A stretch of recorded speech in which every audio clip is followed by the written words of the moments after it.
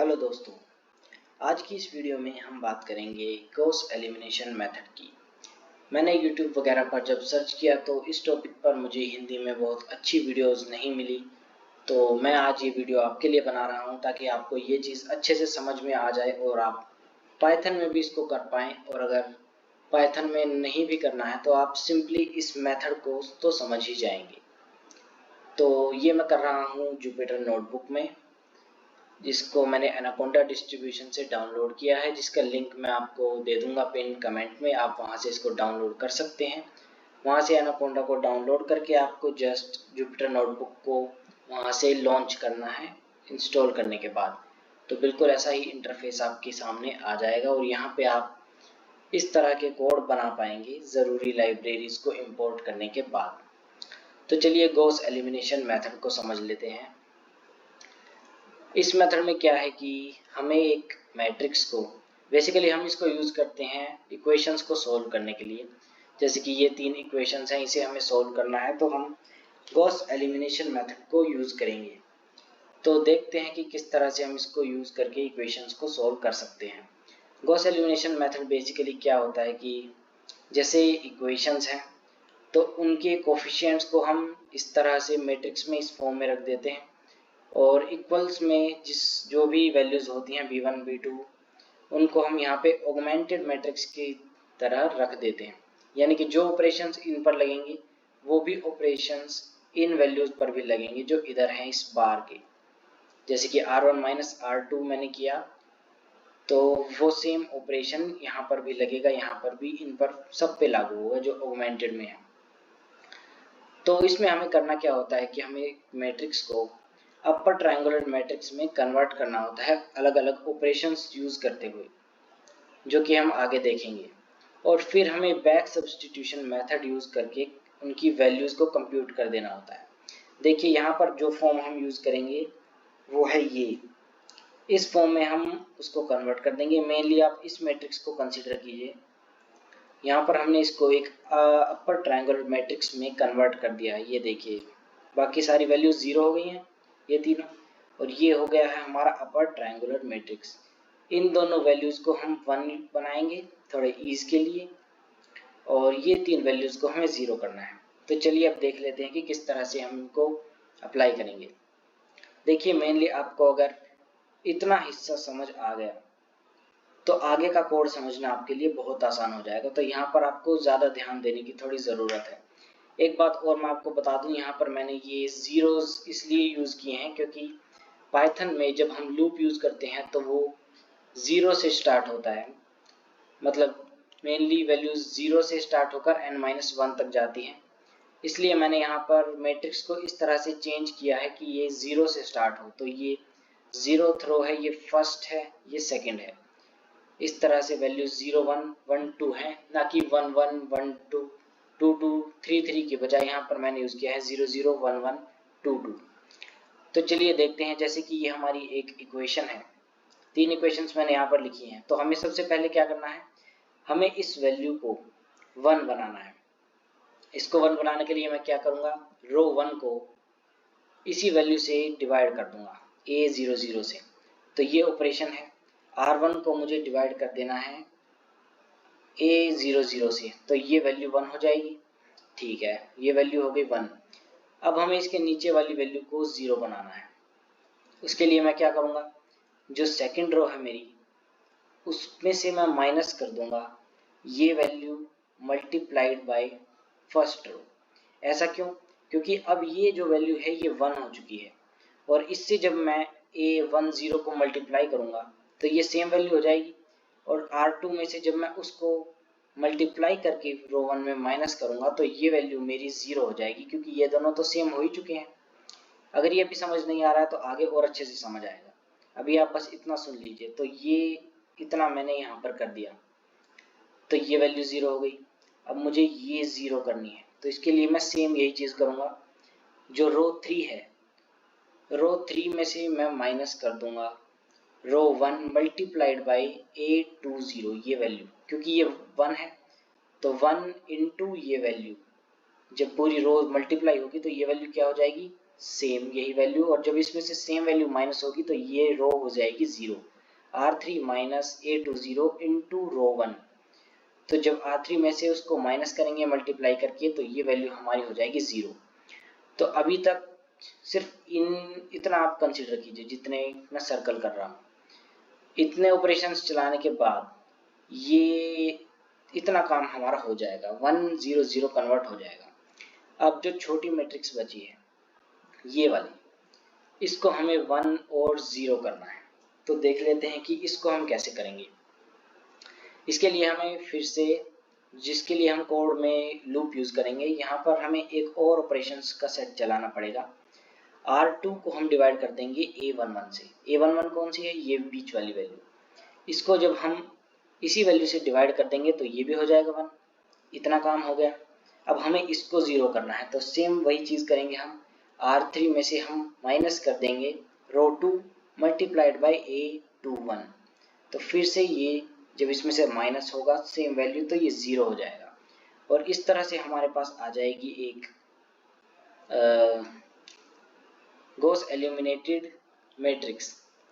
और जो ऑपरेशंस यहाँ पर लग रहे हैं वो सभी ऑपरेशंस हमें B0, B1 और B2 पर भी लगाने हैं, इसलिए हमने इसको ऑगमेंटेड मैट्रिक्स की फॉर्म में यूज किया है। कोड में हम इस तरह से नहीं कर सकते हैं, तो B के नाम से हम एक पूरी अलग मैट्रिक्स बनाएंगे और जो जो ऑपरेशंस हम यहाँ पर लगाएंगे जैसे कि ये, वो भी हम अलग से इस मैट्रिक्स पर भी लगाएंगे, ताकि एंड तक जो हमारे पास ये B मैट्रिक्स आए ये बिल्कुल वैसी ही हो जैसे कि हम यहाँ पर ऑपरेशंस लगाने के बाद हमें यहाँ पर मिलेगी। तो चलिए एग्जांपल से समझते हैं, अभी आपको ज़्यादा क्लियर नहीं हुआ होगा। तो हम 3 इक्वेशंस को लेते हैं। ये 3 इक्वेशंस हम सॉल्व करेंगे गॉस एलिमिनेशन मेथड से। देख लीजिए कि आप इसको किस तरह से आपको रखना है। B0, B1 और B2 ये वैल्यूज़ हैं 10, 18, 16 और 2, 1, 1 ये वैल्यूज़ हैं, ये 2, 1, 1। इस तरह से आप इसको इमेजिन कर लीजिए या कहीं पर पेपर पे लिख लीजिए। तो मैंने ए में ये फर्स्ट मैट्रिक्स क्रिएट कर दी है 2, 1, 1, 2, 1, 1, 3, 2, 2, 1, 4, 9। और इनको मैं फ्लोट में रख रहा हूँ क्योंकि इंट में रखते हैं तो डिवीजन वगैरह में बहुत प्रॉब्लम आती है, तो आप इसको फ्लोट में ही रखिए, ईजी रहेगा। बी एरे, जैसा कि मैंने कहा था कि हम ऑगमेंटेड नहीं बना सकते हैं, तो यहाँ पर हम इसको अलग से एक एरे में स्टोर कराएंगे, एक अलग मैट्रिक्स बनाएंगे। 10, 18, 16 की हमारी मैट्रिक्स बन गई, ठीक है। अब देखिए, अब आगे का प्रोसेस थोड़ा सा आपको कंफ्यूज कर सकता है, मैं पूरी कोशिश करूंगा कि इसको अच्छे से एक्सप्लेन करूं, यहाँ पर आप कुछ भी मिस मत कीजिएगा। तो B जो मैट्रिक्स है उसकी लेंथ हम n वेरिएबल में स्टोर करा लेते हैं। इसकी लेंथ 3 है, 3 वेरिएबल्स इसके अंदर हैं 10, 18, 16, n के अंदर 3 गया। अब लूप पर आते हैं। for I in range 0 to n-1, n में है 3, n-1 हो गया 2, यानी कि 0, 2। पाइथन में 0 से n-1 तक लूप चलता है नेचुरली। तो 0 से 2 मतलब I के अंदर जो वैल्यूज जाएंगी वो होगी 0 और 1, यानी कि ये पूरा हिस्सा, पूरा लूप 2 बार चलेगा, I is equal to 0 के लिए, I is equal to 1 के लिए। तो अब देख लेते हैं कि ये कोड कर क्या रहा है। M1 के अंदर मैंने स्टोर कराई है वैल्यू ai।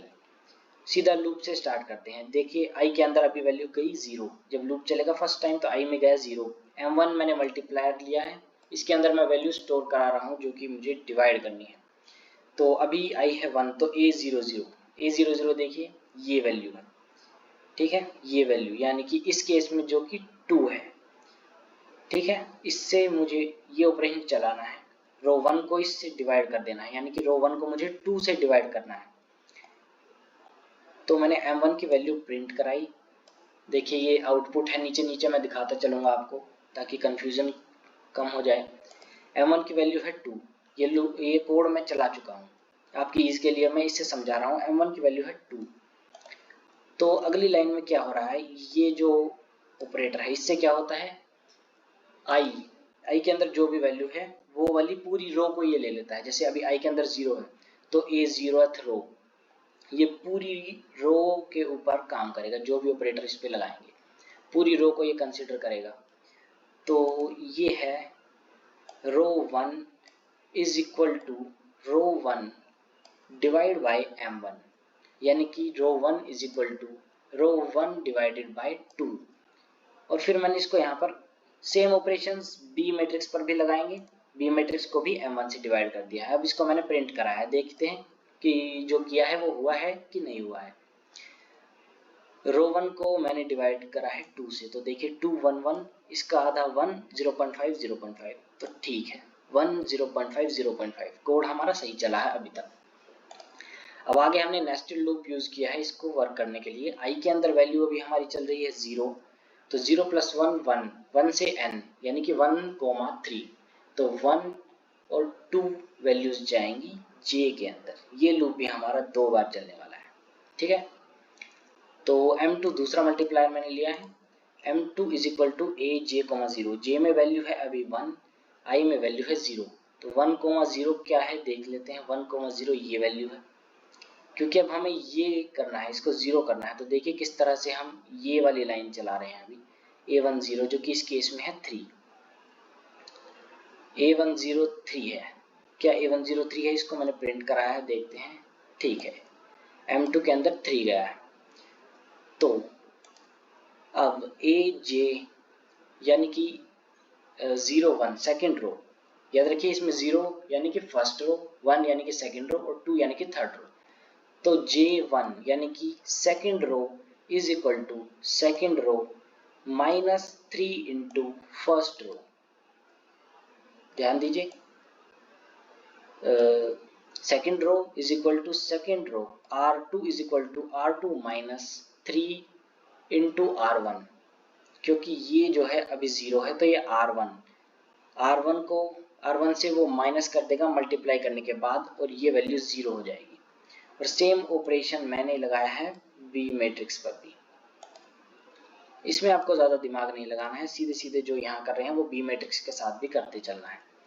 ये वो ऑपरेशन है, देखिए ये वाला ऑपरेशन है, इसमें कंफ्यूज ना हो जाए आप, इसलिए बता रहा हूँ अच्छे से कि ये ऑपरेशन किस तरह से चल रहा है। a10 इसको हमने मल्टीप्लाई किया है रो 1 से और फिर सब्ट्रैक्ट किया है रो 2 से, और इसको रो 2 में ही स्टोर करा दिया है ताकि लिस्ट मैट्रिक्स अपडेट हो जाए वहीं के वहीं।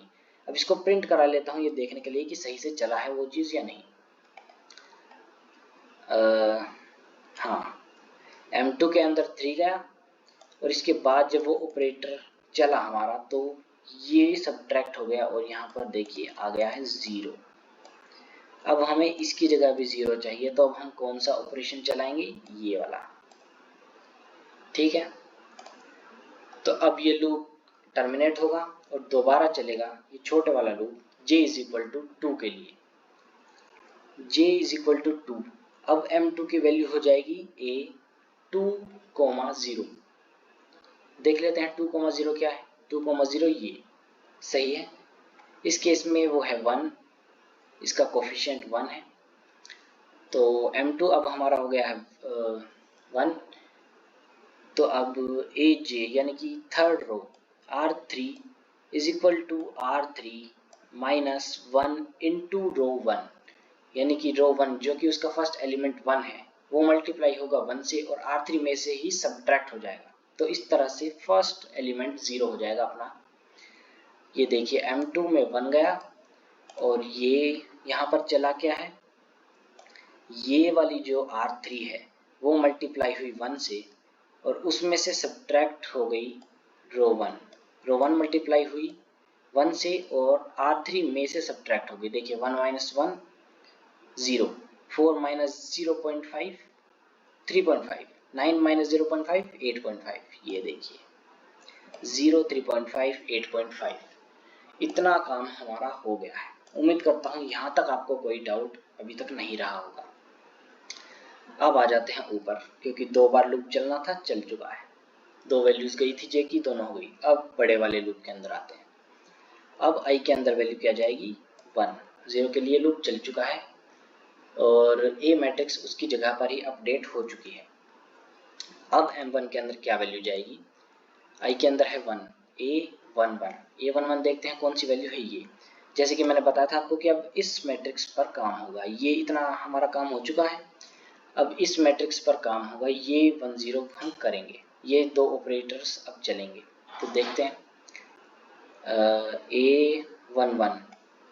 A11 में अभी क्या है 2, ये 2 है A11 में, M2 के अंदर 2 गया। और second row R2 is equal to R2 by 2। देखते हैं इतना सही है या नहीं प्रिंट स्टेटमेंट से।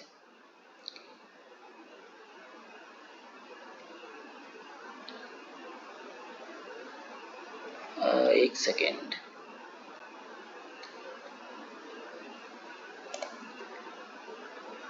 हाँ M1 को हम प्रिंट कराना है। M1 के अंदर 0.5 है।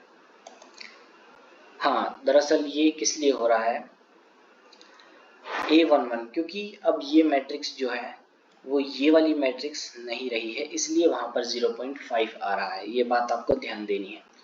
A11 जो है अब A मैट्रिक्स चेंज हो चुकी है। देखिए M1 0.5 जहां पर है उससे पिछली मैट्रिक्स हम देखेंगे, ये अब मैट्रिक्स बन चुकी है A मैट्रिक्स, ठीक है। तो A के अंदर अब ये वैल्यू स्टोर्ड है ये, तो इसलिए A11 यहाँ पर 0.5 है, इसलिए M1 अगले वाले में 0.5 गया है। तो अब देखते हैं उस पर कौन से ऑपरेटर्स लग रहे हैं। इसी तरह से जैसे पिछले में लग रहे थे रो 2, अब रो 2 डिवाइड हो जाएगी R2 is equal to R2 divided by M1 में है 0.5, तो 0.5 से रो 2 डिवाइड हो जाएगी। तो ये देखिए रो 2 है, ये डिवाइड हो गई 0 से, 0 बाई 0.5 0, 0.5 के बारे में 0.5, ये आ गया 1, और 1.5 के बारे में 0.5, तो ये आ गया 3। इतना लूप हमारा इधर तक चल चुका है। अब आ जाते हैं नेस्टेड लूप के अंदर।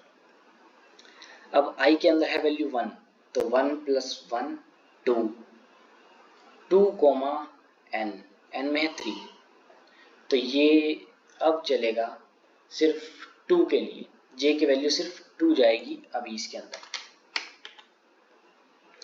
M2 के अंदर गया 2 कोमा 0, 2 कोमा 1, I की वैल्यू अब 1 है, तो इसलिए 2 कोमा 1, 2 कोमा 1 देखते हैं कौन सी वैल्यू होती है। 2 कोमा 1 ये वाली वैल्यू अब जाएगी M2 के अंदर,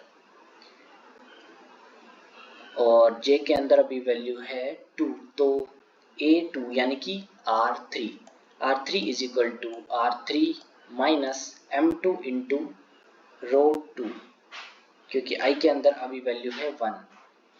तो देखते हैं कि आगे ये किस तरह से वर्क कर रहा है। M2 के अंदर वैल्यू गई है 3.5, यहाँ पर देखिए 3.5 2 1, और ये ऑपरेटर्स जैसे कि मैंने पहले बताया उसी तरह से यहाँ पर चल जाएगा। मैं पूरा एक्सप्लेन इसको नहीं करूँगा, आप थोड़ा दिमाग लगाइए इसमें। लेकिन इस बार क्या होगा कि ये लूप सिर्फ एक बार ही चलेगा, क्योंकि J के अंदर सिर्फ एक वैल्यू गई है। और ये चलने के बाद देखते हैं एक ऑपरेटर इसमें चलेगा, यानी कि एक बार और ऑपरेशन होगा, क्योंकि ये लास्ट टाइम लूप टर्मिनेट हो रहा है। और इसके बाद देखिए हमारी जो मैट्रिक्स है वो गॉसियन मैट्रिक्स में कन्वर्ट हो चुकी है। ये देखिए ये 0 हो चुका है, ये 0 हो चुका है, और ये 0 हो चुका है, ये 1 हो चुका है, ये 1 हो चुका है। तो गॉसियन एलिमिनेशन के बाद हमारे पास जो मैट्रिक्स आई वो ये आई। उम्मीद करता हूँ यहाँ तक आपको समझ आया होगा। और बी मैट्रिक्स ये है, क्योंकि बी पे भी हमने वही सब ऑपरेशंस चलाए हैं जो कि बाकी सभी पर चलाए हैं। ये देखिए सेम ऑपरेशंस बी पर भी लगे हैं, तो इसलिए बी मैट्रिक्स के अंदर ये आ गया है। अब बात करते हैं बैक सब्स्टिट्यूशन की, कि किस तरह से उनसे हम वैल्यूज निकालेंगे। अभी हमारे पास गॉसियन एलिमिनेशन के बाद मैट्रिक्स और, तो अब आप सोच रहे होंगे कि ये बैक सब्स्टिट्यूशन मेथड क्या वाला है। इतना कुछ कर लेने के बाद, इतना लंबा लूप हमने चलाया, तब जाके अपने पास ये मैट्रिसेस आई हैं गॉसियन एलिमिनेशन के बाद। अब ये बैक सब्स्टिट्यूशन मेथड क्या वाला है, तो ये कोई बहुत हार्ड चीज़ नहीं है, ये काफ़ी सिंपल चीज़ है एज़ कम्पेयर टू जो पिछला कोड हमने चलाया है। तो इसके लिए घबराने की ज़्यादा ज़रूरत नहीं है।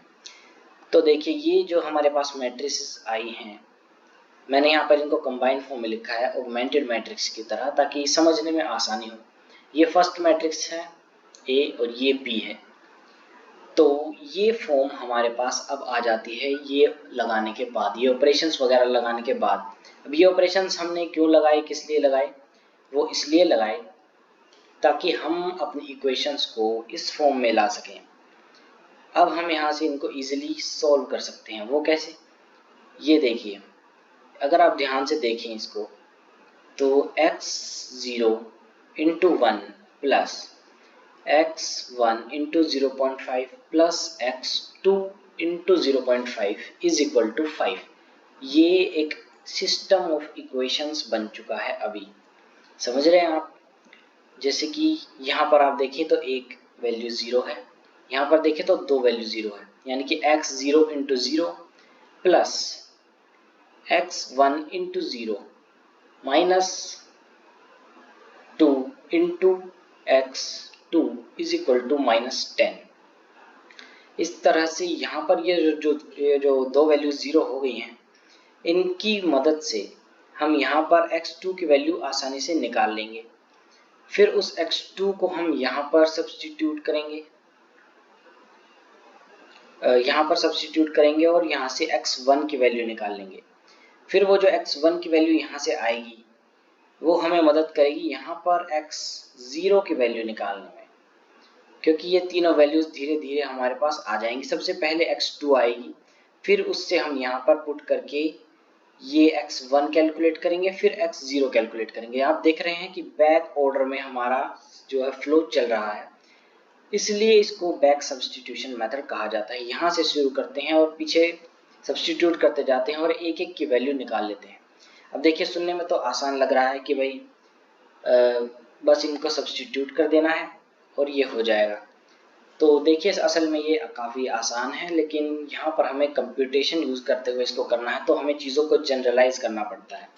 एक ही चीज़ को हमें कई बार चलाना पड़ता है। हम ये फॉर्मूला ज़्यादा बड़े इक्वेशंस के लिए यूज़ नहीं कर सकते हैं। जैसे कि देखिए, मैं इसको समझाने की कोशिश करता हूँ। जैसे कि हमारे पास ये आया है, इस केस में हम सबसे पहले ये वैल्यू कैलकुलेट करते हैं x2 वाली, इसके साथ जो मल्टीप्लाई है x2 है, ये x2 का कोफिशिएंट है। अगर तीन वेरिएबल्स हमारे x0, x1, x3 हैं, तो देखिए इसको निकालने के लिए, क्योंकि ये दोनों 0 0 हैं, तो यहाँ पर x2 मल्टीप्लाई हो रहा है -2 से और इज इक्वल टू -10।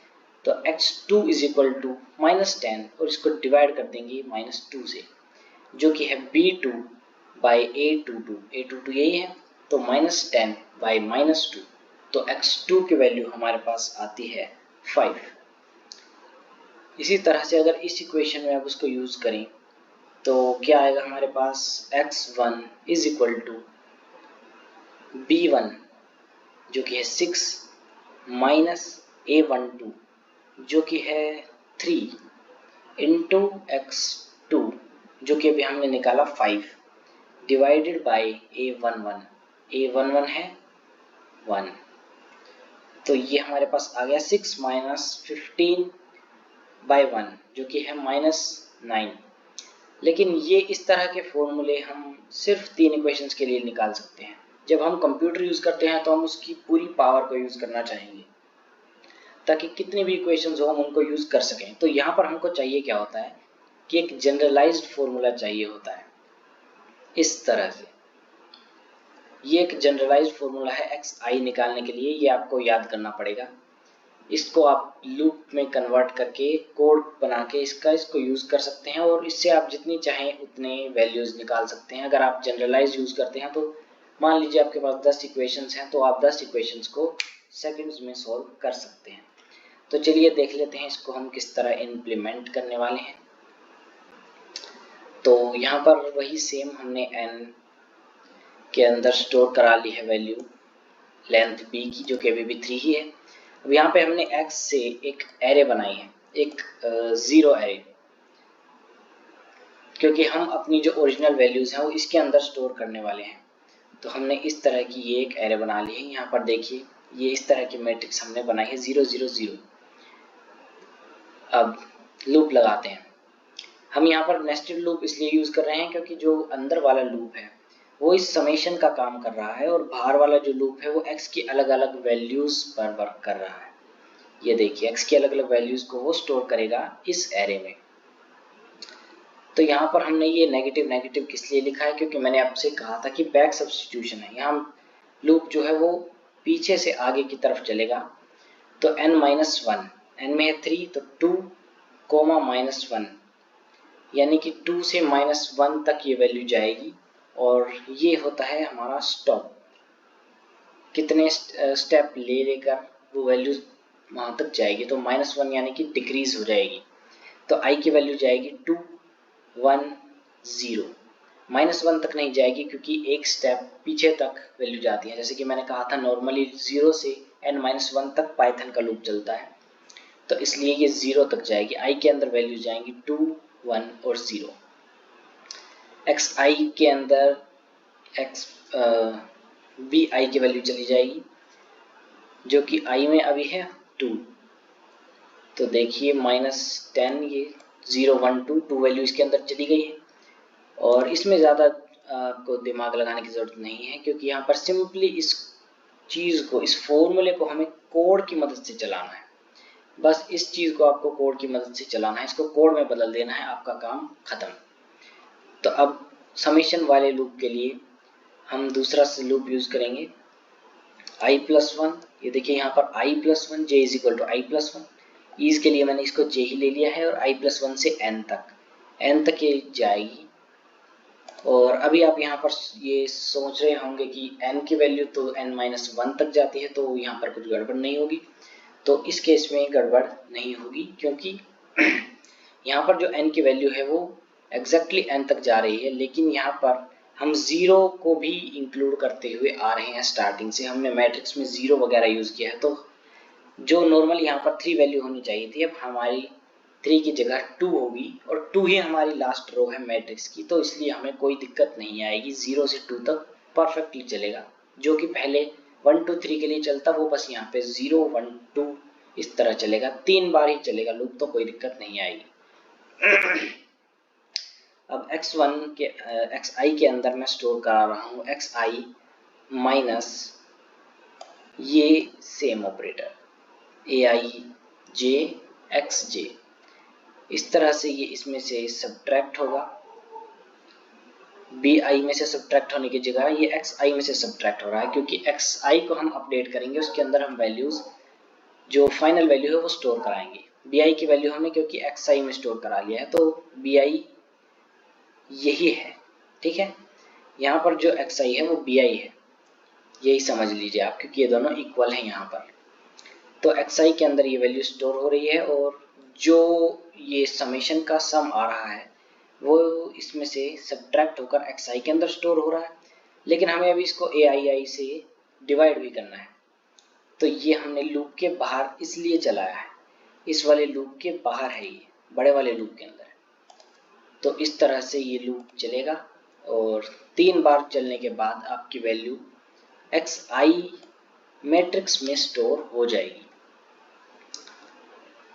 j की वैल्यू, इस पर भी थोड़ी चर्चा कर लेते हैं। j की जो वैल्यू है वो हर लूप के बाद, क्योंकि ये 3 बार है मेन लूप, तो ये पूरा जो नेस्टेड लूप है 3 बार चलेगा। एक बार j के अंदर कोई वैल्यू नहीं जाएगी, क्योंकि 3,3 वैल्यू आएगी।